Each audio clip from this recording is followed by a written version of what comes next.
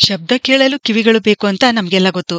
ಆದ್ರೆ ಕಿವಿಗಳು ನಮ್ಮ ದೇಹವನ್ನು ಸಮತೋಲನ ಮಾಡಲು ಕೂಡ ಬೇಕು. ಒಂದು ವೇಳೆ ನಮ್ಮ ತಲೆ ಸುತ್ತುತ್ತಿದ್ರೆ, ಬೀಳುವಂತಾಗುತ್ತಿದ್ರೆ ಒಳ ಕಿವಿಯಲ್ಲಿ ಸಮಸ್ಯೆ ಇದೆ ಎಂದರ್ಥ.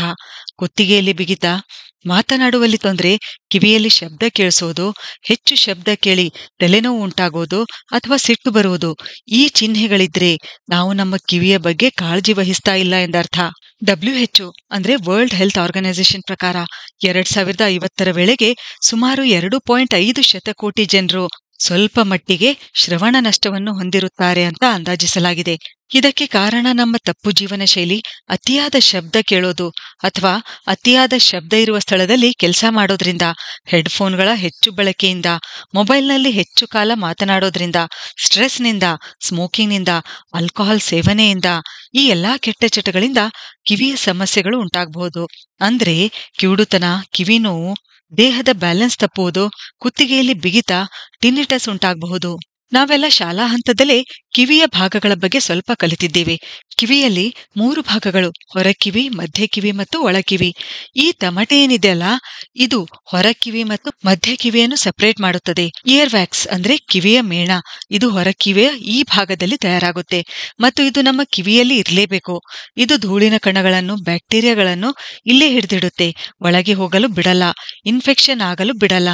ಹೀಗೆ ಈ ಕ್ಯಾನಲ್ನಲ್ಲಿ ಒಳಗೆ ಹೋದಂತೆ ತಮಟೆಯ ಹತ್ತಿರ ಹೆಚ್ಚು ಮೇಣ ಇರಲ್ಲ.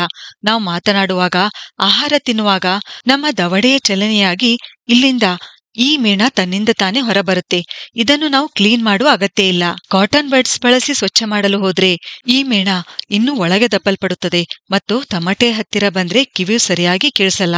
ಹತ್ತಿ ಒಳಗೆ ಉಳಿದುಕೊಂಡ್ರೆ ಇನ್ಫೆಕ್ಷನ್ ಆಗಬಹುದು. ಅದಕ್ಕೆ ನಾವು ಕಿವಿ ಕ್ಲೀನ್ ಮಾಡ್ಕೊಳ್ಬೇಕಾದ್ರೆ ಕೇವಲ ಈ ಹೊರಗಿನ ಭಾಗ ಮಾತ್ರ, ಅದು ಒಂದು ಮೃದುವಾದ ಬಟ್ಟೆ ತೆಗೆದುಕೊಂಡು ಒರೆಸ್ಕೊಳ್ಬೇಕು ಅಷ್ಟೇ.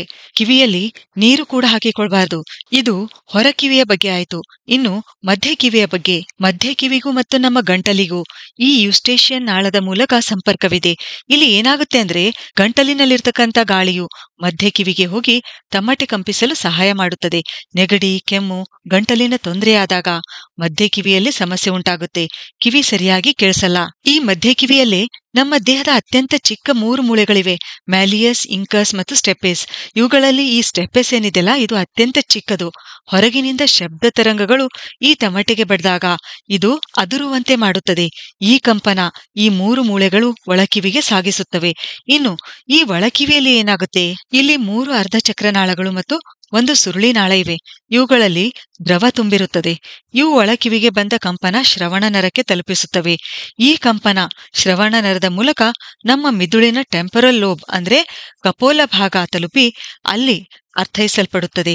ಈ ಶಬ್ದ ಸಂಕೇತಗಳನ್ನು ಮಿದುಳಿಗೆ ಮುಟ್ಟಲು ಸಹಾಯ ಮಾಡೋದು ಒಳಕಿವಿಯಲ್ಲಿರ್ತಕ್ಕಂಥ ಟೈನಿ ಹೇರ್ ಸೆಲ್ಸ್ ಅಂದ್ರೆ ಕೂದಲು ಕೋಶಗಳು. ನಾವು ಜೋರಾದ ಶಬ್ದ ಕೇಳಿದಾಗ ಈ ಕೂದಲು ಕೋಶಗಳು ಡ್ಯಾಮೇಜ್ ಆಗುತ್ತವೆ.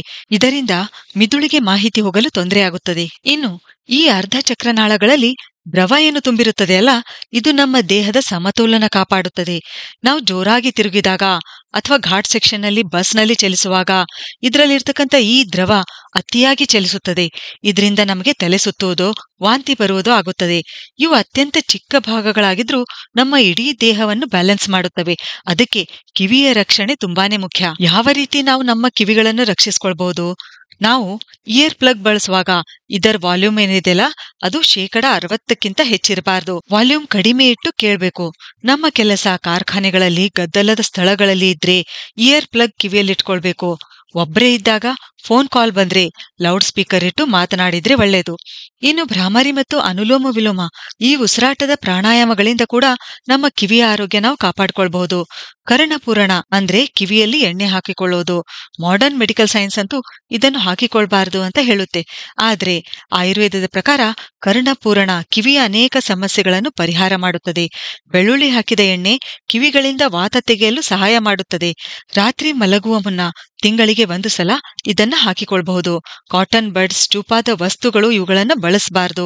ಇನ್ನು ಹೈಡ್ರೋಜನ್ ಪೆರಾಕ್ಸೈಡ್ ಬಳಸಬೇಕಾದ್ರೆ ಇದನ್ನು ತಿಳಿ ಮಾಡಿ ಬಳಸಬೇಕಾಗುತ್ತೆ. ಆದ್ರಿಂದ ಇದನ್ನು ವೈದ್ಯರ ಸಲಹೆ ತೆಗೆದುಕೊಂಡೇ ಬಳಸಬೇಕು.